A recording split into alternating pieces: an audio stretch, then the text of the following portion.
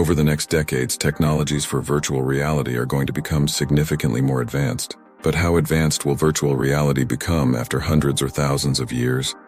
And what would be the most logical path to get there? This video will explore those topics. Meta, formerly Facebook, hopes the varifocal technology will underline improvements in its next-generation VR headsets. The importance of virtual reality, VR headsets, isn't lost on anyone.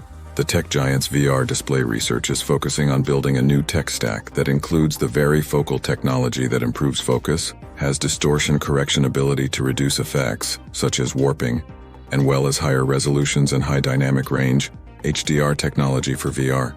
We estimate that getting to 2020 vision across the full human field of view would take more than 8K resolution, said Mark Zuckerberg, Chief Executive Officer of Meta, during a select media briefing. The human vision and the way it works will not view all of those pixels in an 8K virtual reality content all the time across the entire field of view. Yet this will be a higher resolution than any display panel. This will include TVs and monitors that is currently available for consumers. Meta's current VR headset prototypes include the Half Dome series, Butterscotch, Starburst, Holocake 2, and Mirror Lake. Meta hopes the varifocal technology will underline improvements in its next-generation VR headsets.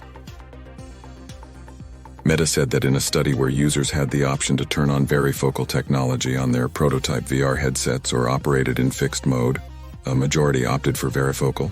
It leads to less fatigue, elimination of blurry vision, and sharper detailing, particularly of the smaller-sized objects in the frame.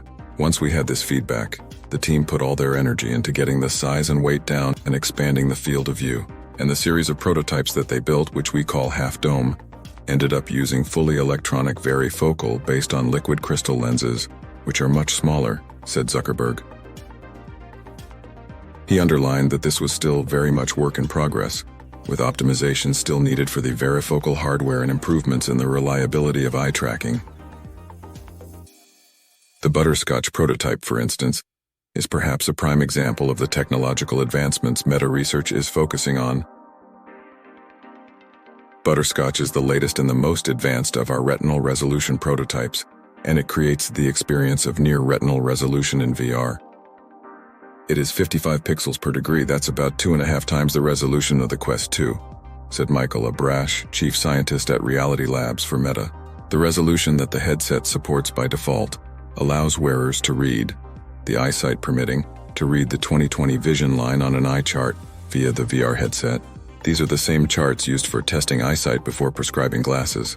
This development, once it makes its way to consumer headsets, will allow VR products to match TVs and displays with up to 8K displays. Distortion is a fairly common limitation of VR headsets, irrespective of the size, type, and power. One of the reasons for this is that the algorithms for VR image processing, particularly as a human eye scans the different directions of a frame, are static. This is where dynamic image corrections as the human eye moves around are needed. To address that, what the team did was they built a distortion simulator that uses virtual objects and eye tracking to replicate the distortion you would see for a headset for a given optics design, and display it using 3D TV technology, said Abrash. So this allows the team to study different optical designs and distortion correction algorithms without needing to build an actual headset. The team has been able to explore dynamic distortion correction in literally minutes rather than months. Meta also gave a first peek at the Holocake 2 headset, labeled as the thinnest and lightest headset they've ever made. By their very nature, VR headset lenses tend to be thick and are always positioned a few inches away from a display for proper focus. However, this headset is the test bed for two new technologies: a holograph of a lens instead of an actual lens and the use of specialized lasers instead of commonly used LEDs, along with polarized reflection to reduce the effect of distance between the display and the eye. Holographs are basically recordings of what happens when light hits something. So just like a holograph is much flatter than the thing itself, holographic optics are much flatter than the lenses that they model. But they affect incoming light in pretty much the same way, said Zuckerberg. That catch involves getting the right light source. So Holocake requires specialized lasers, and that's pretty different from the LEDs that are used in today's VR headsets. And lasers aren't that exotic these days, but they're really not found in a lot of consumer products at the performance, size, and price that you need for consumer VR headsets. With immersive experiences gaining popularity, often under the metaverse banner, it is important for devices that will enable these to improve. There is still a debate about whether it is VR headsets that will determine the path to the metaverse, or will the technology be made compatible with devices including smartphones. Yet, these mixed reality headsets will certainly drive the more advanced immersive experiences. The work on the underlying technologies should help the next generation VR headsets become more comfortable, perhaps more affordable and less cumbersome. That'll be particularly relevant for the early adopters. 8K VR headsets are commonplace. By 2030, the latest VR screens now have 8K resolution, which has 4 times the number of pixels as 4K screens. When you view character models and objects up close with these devices, there is zero visible pixelation, resulting in breathtaking detail and realism. Because of other equipment upgrades, VR games also have near zero latency and a wide field of view. Additionally, some haptic suits have become electrode meshes to maximize comfort and convenience. Many VR headsets now include brain-computer interfaces.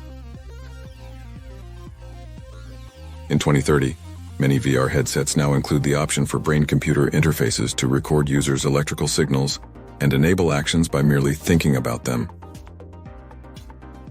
Headbands and wristbands with non-invasive sensors have become the preferred choices for mainstream brain-computer interface use. These devices scan beta, gamma, and other brain rhythms involved in problem-solving and orientation tasks and converts the wearer's mental intentions into actions.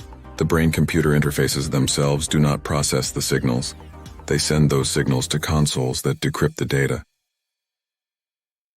Game developers and VR content creators also have the ability to track and analyze the emotional states of users who volunteer that information. This allows these companies to create more compelling experiences with their content in the future. However, these devices have limited functionality, and there are still some issues with controlling objects in virtual environments and video games. Virtual worlds are considerably larger than ever. Extremely large and highly detailed VR worlds are now possible. This is largely due to the emergence of 6G, which is 100 times faster than 5G and runs at terabytes per second. This is critical since higher numbers of VR users are now using cloud gaming services. Thanks for watching.